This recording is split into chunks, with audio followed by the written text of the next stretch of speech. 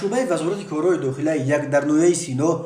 با عریضه زن 34 ساله ساکن نویای مذکور مراجعت نموده است که 8 ینور سال 2023 تخمینا ساعت 18:00 دقیقه شخصان نامعلوم با راه پنهانی در خانه استقامتیش را گشوده به آنجا در آمده از آنجا یک عدد تلویزور، یک عدد پلنشت،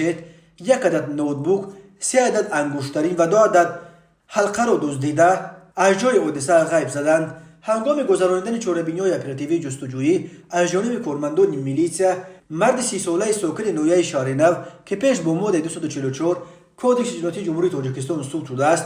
با گمان صادر نمودن جنایت دزدی دستگیر کرده شد. اینچنین پرونده جنایتی با ماده 244 قسم 2 کودکس جنایتی جمهوری تاجیکستان نسبت نابالغ 16 ساله و 17 ساله ساکنان شهر اصفهان آغاز کرده شد. نامبردگان 12 ینور سال 2023 با راه پنهانی از حوله استقامتی مرد 45 ساله ساکن شهر مذکور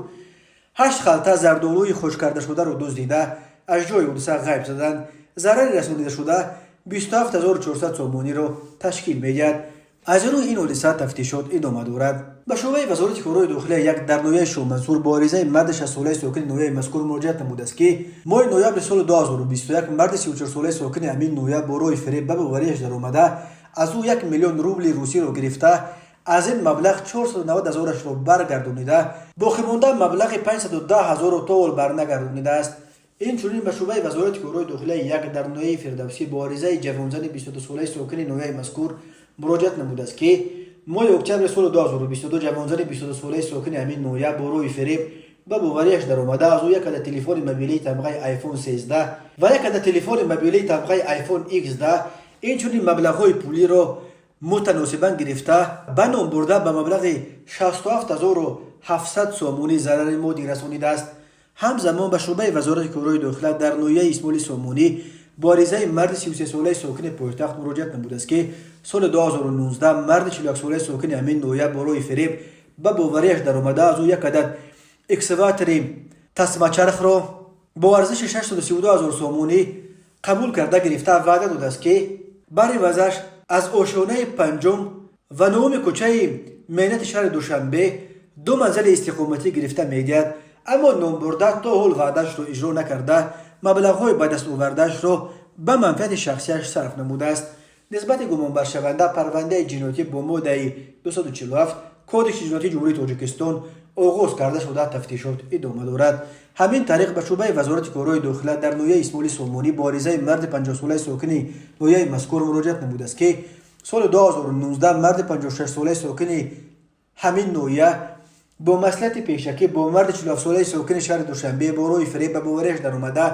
از او 70,000 دلار آمریکایی گرفته تا حال مبلغش را برنگردانیده است. نسبت گمان بر شونده پرونده جنایتی با ماده 247 کودکس جنایتی جمهوری تاجیکستان آغاز کرده شده تفتیشات ادامه دارد. در نتیجه برگزار نمودن چاره‌بینی اپراتیوی جستجویی از جانب کارمندان میلیسیا، مرد 33 ساله ساکن نویه قبادیان با گمان صادر نمودن کردار قلابی دستگیر کرده شد. نامبرده ماه اپریل سال 2022 با راه فریب به باوری مرد 36 ساله ساکن نویه مذکور در آمده از او یک عدد автомاشین BMW، یک عدد автомاشین طبقه اوپل استرا، یک عدد автомاشین طبقه مرسدس بنز و یک عدد автомاشین طبقه مرسدس بنز کمپرسور را به مبلغ عمومی 167,000 سومانی نرخ‌گذاری کرده گرفته 17,000 سومانیش را داده باقی مانده 150,000 سومانی را تا حال برنگردانیده است. نسبت گمان بر شونده پرونده جنایتی با ماده 247 قسم 3 کودکس جنایتی جمهوری تاجیکستان آغاز کرده شده تفتیشات ادامه دارد. اینچنین به شعبه وزارت کارهای داخلی در نویه فردوسی با عریضه مرد 50 ساله ساکن نویه مذکور مراجعت نموده است که ماه مارس سال 2019 در کوچه فردوسی شهر دوشنبه مرد 44 ساله ساکن پایتخت با راه فریب به باوریش در آمده از او 38,500 دلار آمریکایی را گرفته تا حال مبلغش را برنگردانیده است. نامبرده ماه مارس سال 2021 با همین طریق از مرد 55 ساله ساکن شهر دوشنبه مبلغ 19,000 دلار آمریکایی را گرفته تا به حال مبلغش را برنگردانیده است. همزمان به شعبه وزارت کارهای داخلی یک در نویه فردوسی با عریضه جوان 21 ساله ساکن نویه مذکور مراجعت نموده است که 5 آگوست سال 2022 جوان 23 ساله ساکن همین نویه با راه فریب به باوریش در آمده از او 11,200 دلار آمریکایی گرفته تا حال مبلغش را برنگردانیده است. از روی این حادثه تفتیشات ادامه دارد.